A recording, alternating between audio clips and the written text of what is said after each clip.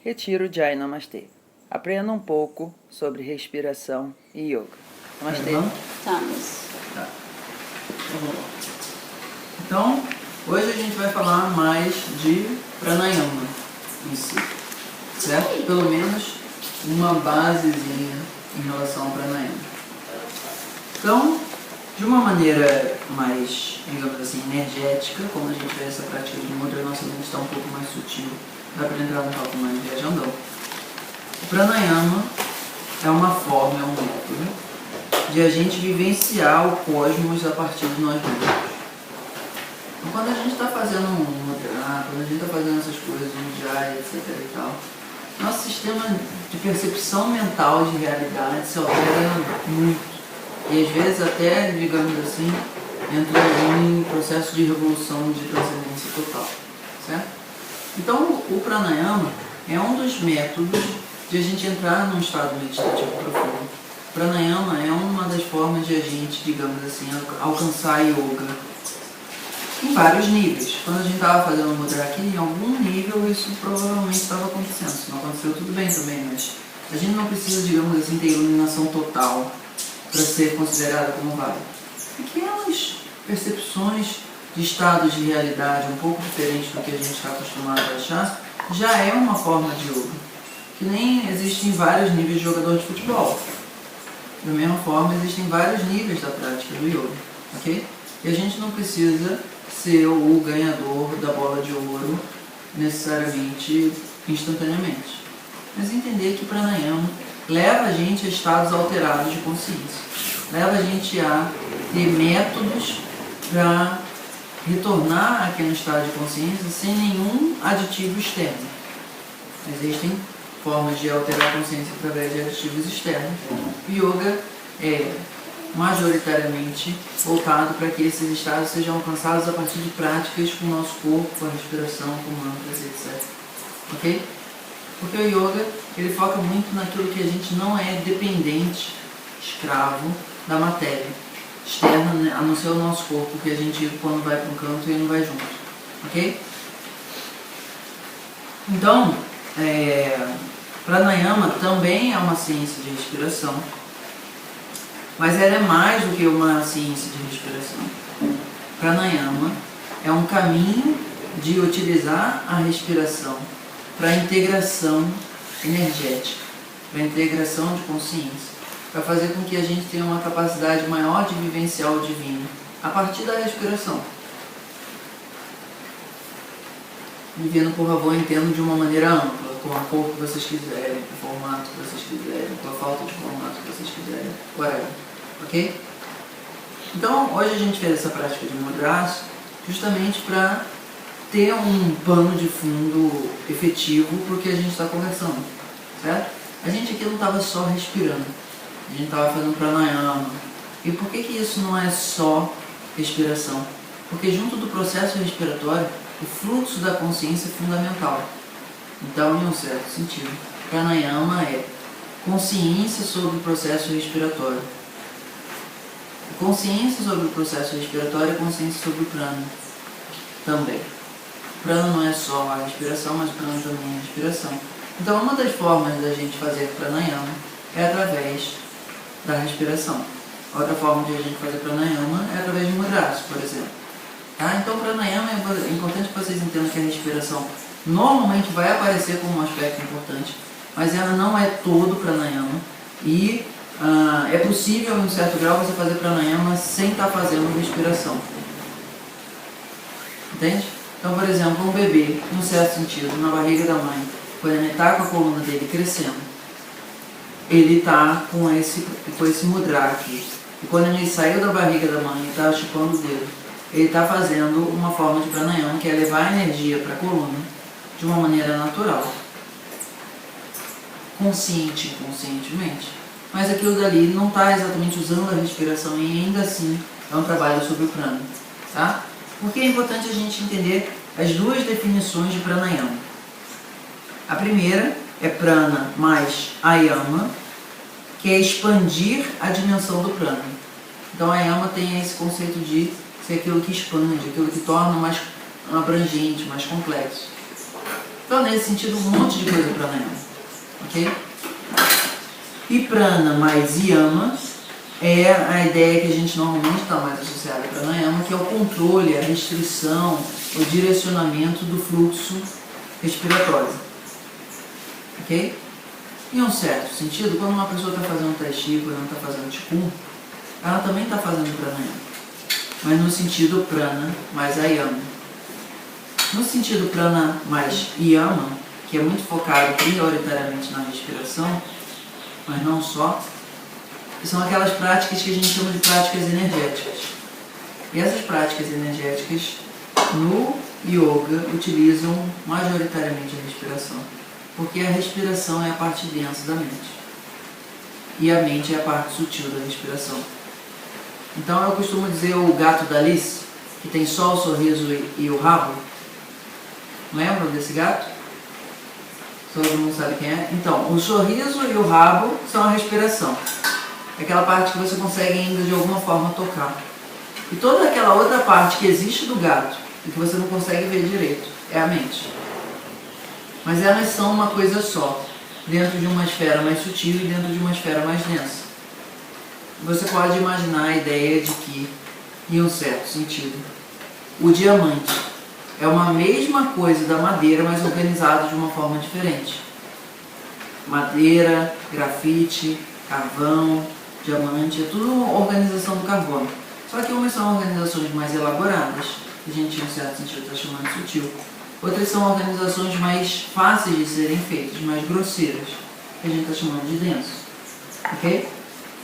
Então, a ideia é que o pranayama permite a gente organizar a nossa estrutura molecular de uma forma que a gente mergulhe no microscópio do prana. E a gente, através do microscópio da nossa espaçonave molecular, a gente consegue acessar níveis de consciência que normalmente não são acessados. Por exemplo, hoje em dia, com tecnologia, a gente consegue acessar um nível do prana que é o microscópio. A gente consegue acessar um nível do prana que é o nanoscópio. Mas a gente ainda não consegue acessar um nível do prana através da tecnologia do depois do nanoscópio com grande facilidade. Um dia vai chegar lá. Mas os yogis, em um certo sentido, já aprenderam a entrar no microscópio, no nanoscópio e depois disso, através do refinamento do prana. Ok? Então, não que o científico seja mais verdadeiro ou o yógico seja mais verdadeiro, são vias diferentes de alcançar a mesma coisa. Tá? Bom, então, nesse sentido de retenção e de controle do prana mais yama, há muita importância a um aspecto que é a pausa, que a gente comentou ontem, e a gente hoje vai, digamos assim, se aprofundar nele. E a palavra para isso é kumbhaka. K-U-M-B-H-A-K-A. Então, é kumbhaka. Ok? Sempre que vem um H aparecendo aí, ele não faz esse som ficar mais labial. Kumbhaka. Não kumbhaka. Ok? Tem ba. Tá? Então, por exemplo, Dhamvantari não é Dhamvantari, porque é D-H-A. Então, sempre que tem esse som de H depois de uma consoante, ele fica explosivo. Ok? Bom, então, kumbhaka. Se quiser falar kumbhaka, ok? Mas é só interessante começar a sutilizar a nossa linguagem também, porque o sânscrito precisa disso.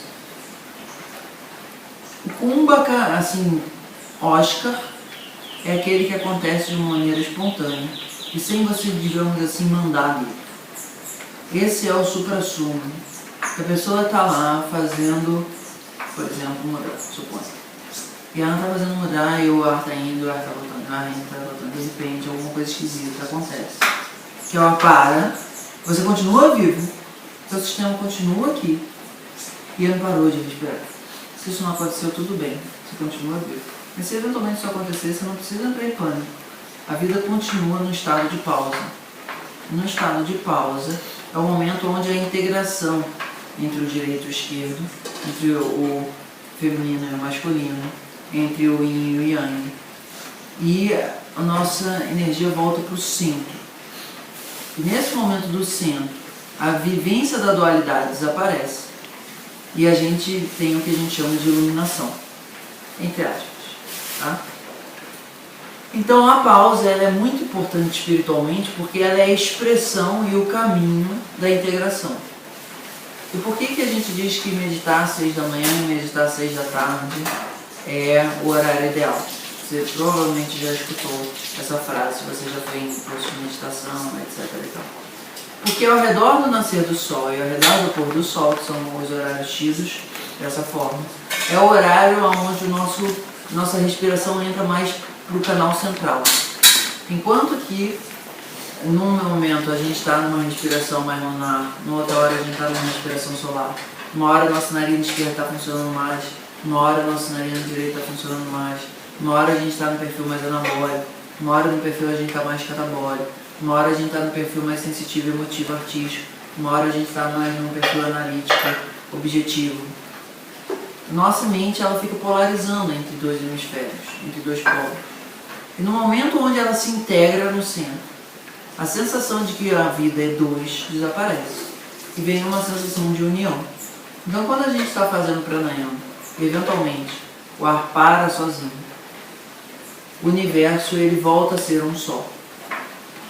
E isso permite uma vivência do divino prática, e não uma vivência do divino como um conceito teórico.